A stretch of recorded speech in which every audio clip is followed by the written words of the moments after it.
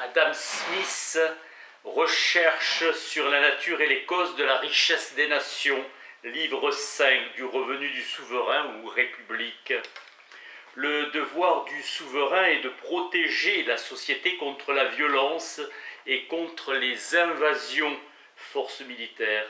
L'art de la guerre est une science très difficile et compliquée. Avec les armes à feu, la meilleure armée est celle de la plus grande adresse individuelle. L'obéissance au commandement est une qualité. Les soldats sont tenus d'obéir à leur officier. Philippe de Macédoine eut la première armée permanente de l'histoire. Le premier devoir du souverain est de défendre la société contre l'injustice. Dans une société opulente et civilisée, la fortune confère une très grande autorité. La pauvreté universelle instaure au contraire l'égalité universelle. La distinction que confère la naissance découle de l'inégalité des fortunes. Naissance et fortune placent certains hommes au-dessus des autres. La justice n'a jamais été gratuite dans aucun pays. Quand le pouvoir judiciaire et le pouvoir exécutif ne sont pas séparés, on ne peut guère éviter que la justice soit sacrifiée à la politique. La protection du commerce a toujours été jugée indispensable à la défense de la République. Au droit de posséder des forts et des garnisons dans des pays lointains et barbares est lié nécessairement celui d'y faire la guerre et la paix. La philosophie grecque antique était divisée en trois branches, la physique ou philosophie naturelle, l'éthique ou philosophie morale et la logique. La philosophie s'est efforcée d'expliquer les causes naturelles autrement que par l'action des dieux. Avec l'écriture, les sages s'efforcèrent d'augmenter les maximes reçues et respectées et d'exprimer leurs propres sentiments. Les fables d'Ésope, apologue, les proverbes de Salomon, apothègue ou adage, ou les vers de Théonis, Phocylide et les œuvres d'Hésiode, multiplication du nombre de maximes, de prudence et de moralité.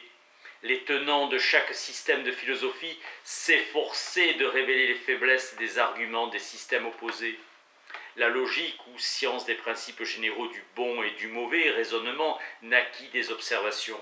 La métaphysique fut opposée à la physique. La pneumatique des écoles ou métaphysique donna naissance à l'ontologie. Le bonheur et la perfection d'un homme fut l'objet de la philosophie morale, devoir dans cette vie. Vertu parfaite produisant le plus parfait bonheur dans cette vie. Puis, le paradis se gagna par la pénitence et la mortification, austérité et humilité du moine, et non conduite d'homme généreux, plein d'entrain et large d'esprit.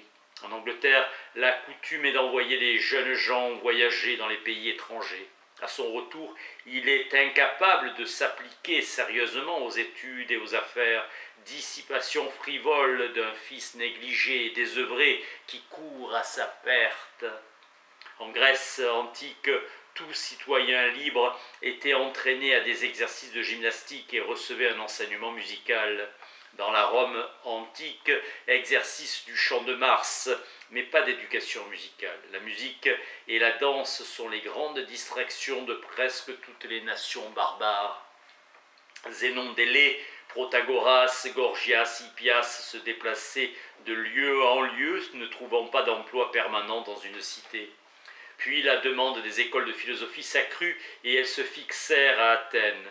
Pas d'encouragement de l'État, sauf une attribution d'un lieu précis où enseigner. Académie à Platon, lycée à Aristote, portique à Zénon de Citium, fondateur du stoïcisme. Épicure légua ses jardins à sa propre école. Avec Marc Aurèle, les enseignants reçurent un traitement de l'État, émolument plutôt qu'honoraire ou rétribution de ses étudiants. Lucien, empereur philosophe, octroya une prime aux professeurs de philosophie. À Rome, l'étude du droit civil fit partie de l'éducation de quelques familles. Dans notre société, les progrès de la division du travail font que l'emploi de la très grande majorité de ceux qui vivent de leur travail, la masse du peuple, se trouve limité à quelques opérations très simples, souvent à une ou deux.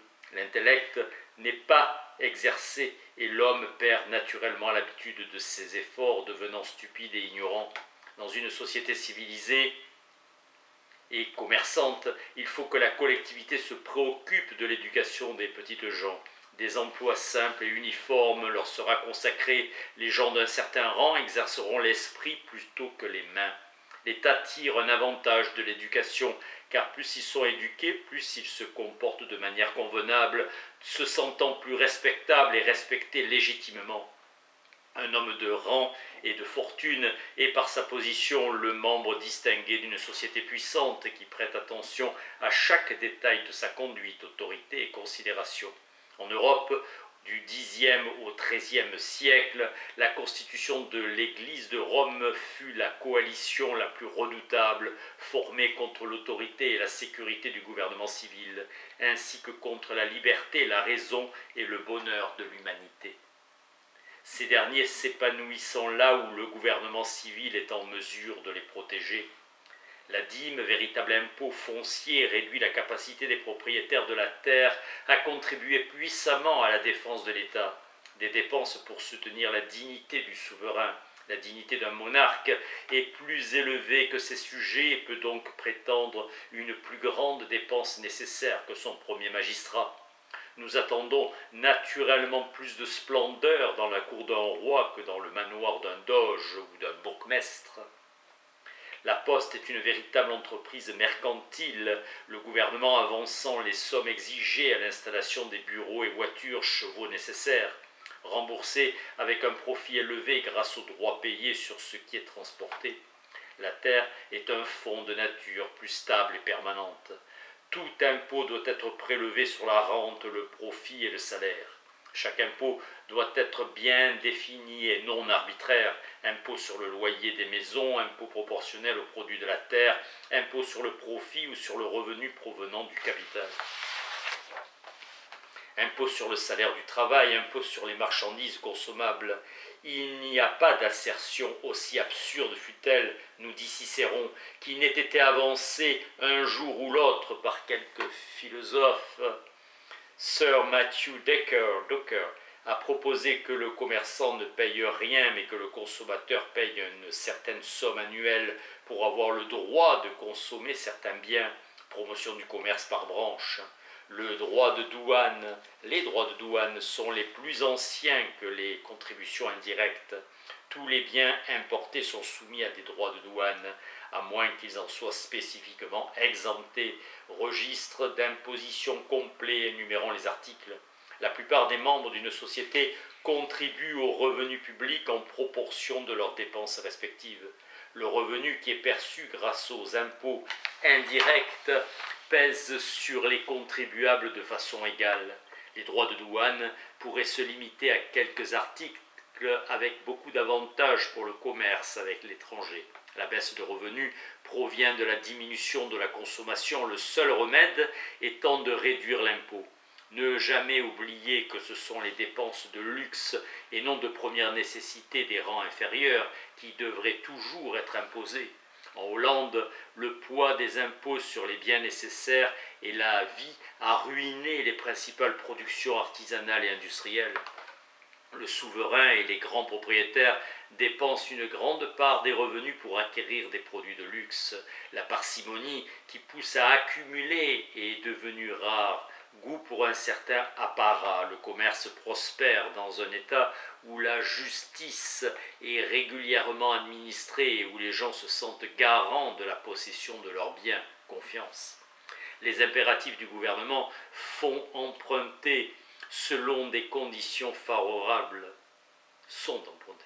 Confiance universelle en la justice de l'État, l'homme fortuné s'enrichit en prêtant au gouvernement capacité et disposition de ses sujets à prêter de la monnaie en des circonstances extraordinaires. Progression de la dette des grandes nations d'Europe qui finira par les ruiner.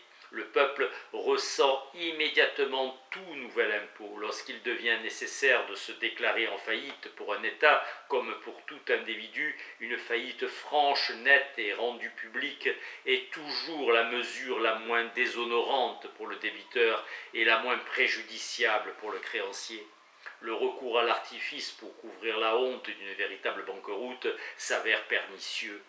Tour de passe-passe. À Rome, les pauvres étaient constamment endettés auprès des riches et des grands qui leur prêtaient à un intérêt exorbitant, jamais remboursés et reconduites pour s'assurer de leur suffrage aux élections annuelles.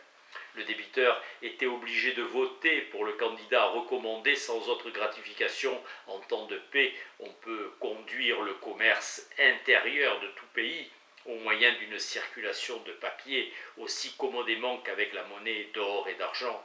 L'or et l'argent sont employés dans le commerce extérieur exactement en proportion de leur plus ou moins grande nécessité. Merci.